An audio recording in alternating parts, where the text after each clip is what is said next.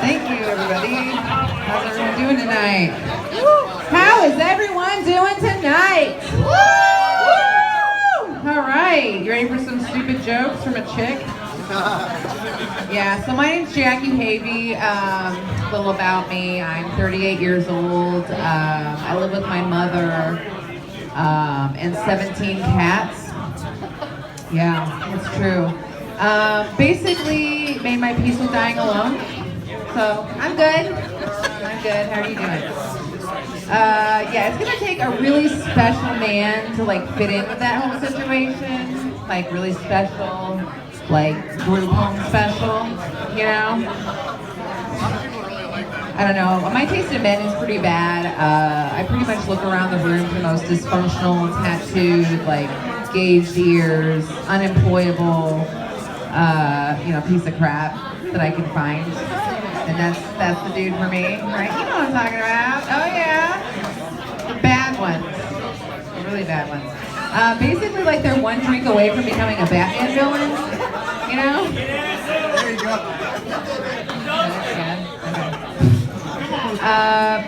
Like they get pissed at me and they like poison the water supply with some laughing gas. You know? Like, oh, she said no to anal, everyone has to die. That's the guy I go for.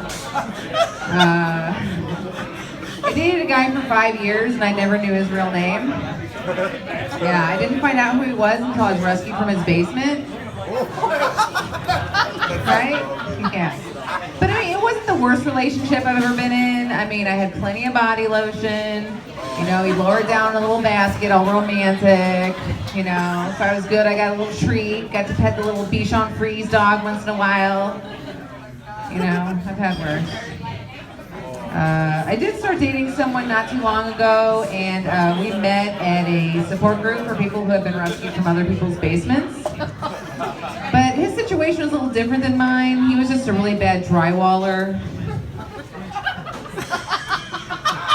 I'll give you a minute on that one. But it was a cool relationship. We had corresponding mental illnesses. Like, he was a hoarder. And I was like, oh my God, we get to go to the Container Store and organize all this garbage. Oh my God. Yay. It didn't work out though. I was feeling a little smothered. I'm not sure what it was. It was maybe the pillow he was holding over my face. Could have been maybe something else. Yeah. And we just wanted different things. I mean, I wanted a boyfriend and he wanted someone to bury in the backyard. Really need to be on the same page in a relationship. I don't know. The other day I heard some women complaining about all the gifts they've gotten from guys over the years. And I was just like, gifts? We're supposed to get gifts? I never got any gifts. The only thing I ever got from a guy was herpes. Thank you.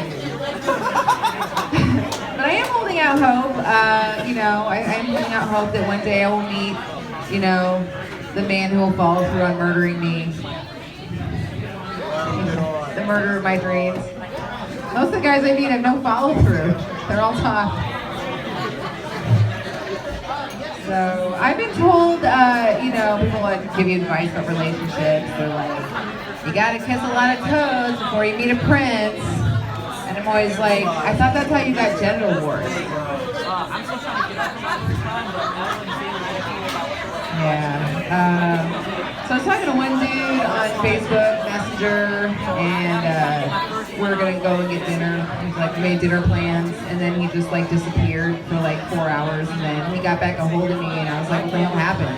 And he's like, well, I didn't tell you, but I'm a paranormal investigator, and I like had to run out and go videotape a ghost. I'm like, so I seriously got ghosted by a ghost hunter? For real? All right. Advice. So people give you lots of relationship advice when you're single. One of the worst pieces of advice I've ever had is date someone you're not attracted to. Don't go for the guys you're attracted to, because you're attracted to horrible people. And I'm like, fuck, you go date the ugly person. You go fuck an ugly person and tell me how it works out for you. Right? You're not going to do that. Don't tell me to do that. I have this friend named Amber. She's not actually my friend. I hate her. But she called me from Europe. She went over to Europe with no money, and she called me, and she's like at the airport. She's like, I need like $300, $500 to get on this plane and all this and check my bag. And I was like, I ain't giving you shit. I'm like, you're a chick. You're in the airport. Use Nature's credit card. Hello? Blowjobs, the rate for blowjobs is $50 a pop. I'm like, that's 10 guys at the airport. Or charge more, you know? Nature's credit card. So, China recently showed off, they've got like 50 new baby pandas, you know, it's all over the internet, all these new baby pandas. And I heard they had a lot of trouble getting these panda bears to breed. And they were like showing them little videos of like pandas having sex, like basically panda pornos, to like get them interested in fucking. And I don't know, I'm thinking that maybe the videos were like the wrong kind. Like maybe they were showing them like panda choke sex when they should have been showing them like cream pie tie. Right? Yeah. So there is a ball of garbage out in the Pacific Ocean, Garbage Island. It's about 3 miles wide, 7 miles long, same size as Aruba. And my whole life, I was like, if I could just get stranded on a desert island, I could be happy. But like with my luck, I would end up on the giant ball of garbage, you know? And there was some dude on there for like 3 years. It was a shipwreck. And when they found him, he was like, suffered from exposure from all the sun. He was like almost starving and dehydrated. And I'm like, you're 3 years on a ball of garbage and you couldn't figure out how to make like a place to live, and like you couldn't find like traps for creatures and stuff. I'm like, who was this guy? I'm like, if I was stranded on the garbage island, I'd have like an empire. I'd have like condos and like, you know, lakefront property. I don't think he used his time very well, honestly. So, I don't know, there's some old people in here. Anybody in here remember the 80s? Yeah! The 80s? Yeah. Do you guys remember those drug PSAs? Like, this is your brain on drugs? Well, the other day I heard one, it was like a retro podcast, and they were like, the kid was like, they were like, what do you say when someone offers you drugs? And the kid's like, no! And I'm like, what the fuck? You're just teaching people to be rude at parties. You can be nice about it. You don't have to be a dick. You can say, no, thank you. I'm not into drugs. No thanks. You don't have to scream at people.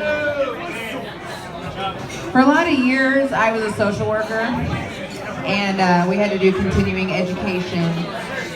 So I went to the DEA lecture on crystal meth twice. It was an awesome lecture. You got to see a lot of pictures of like meth teeth and like people who had made it wrong and like their faces were all like bleeding out, and like brain scans of the parts of your brain that are all never gonna grow back. And then they gave us the recipe and how to make crystal meth. And I'm like, what the hell are you guys doing? You're talking to a bunch of broke ass social workers teaching them how to make crystal meth? Like, what the hell's wrong with you? Are you serious? So when I was younger, in the 80s, sexual harassment was just starting to be a thing that people were talking about.